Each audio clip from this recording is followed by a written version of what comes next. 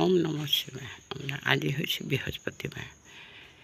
জুবিন দা মৰমৰ অসমৰ জাতি বৰ্ণ নিৰ্বিশেষৰ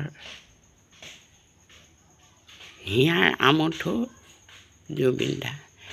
অ পক্ষী ৰৈয়া যাওঁ দে, পক্ষী ৰৈয়া যাওঁ দে, পক্ষী শুনি যাওঁ দে, আমাৰ অসমৰ দুখৰ কাহিনী।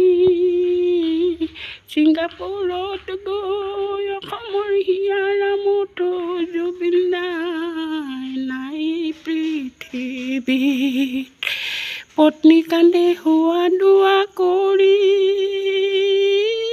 পিতৃ কান্দে বাগৰি বাগৰি, জনতাই কান্দাই হাবাথুৰি কৰি।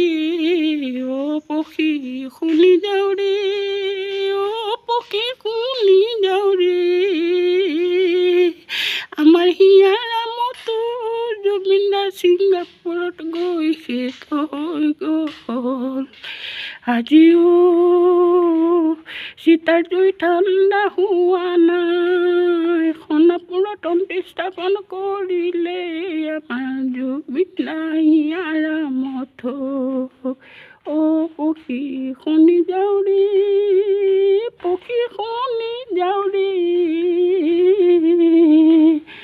আমাৰ মৰমৰ জুবিন দা হিয়াৰ আমঠু অসমৰ সম্পত্তি হীৰাৰ টুকুৰাই আছিল।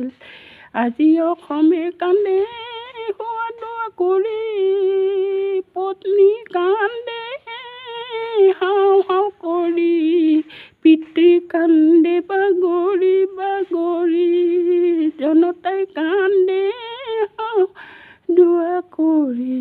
আকৌ যাতে পুনৰ এই অসমতে আহিব হিয়াৰ আমঠু জুবিন দাই আমাৰ হীৰাৰ টুকুৰা।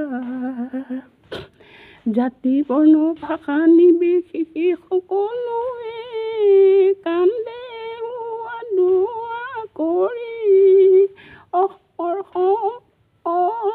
ছিংগাপুৰত গৈ শেষ হৈ গ'লে। অ পক্ষী শুনি যাওঁ ৰে, আমাৰ অসমৰ দুখৰ কথা। পুৱাই এটি সূৰ্য দেৱতাক প্ৰণাম কৰিবা, আকৌ যে অসমত জুবিন দাই আহি, যি কুলৰ পৰা সেই কুলত জন্মিব। অ পক্ষী শুনি যাওঁ ৰে, অসমৰ দুখৰ কথা, অসমৰ দুখৰ কথা। কৃষ্ণ।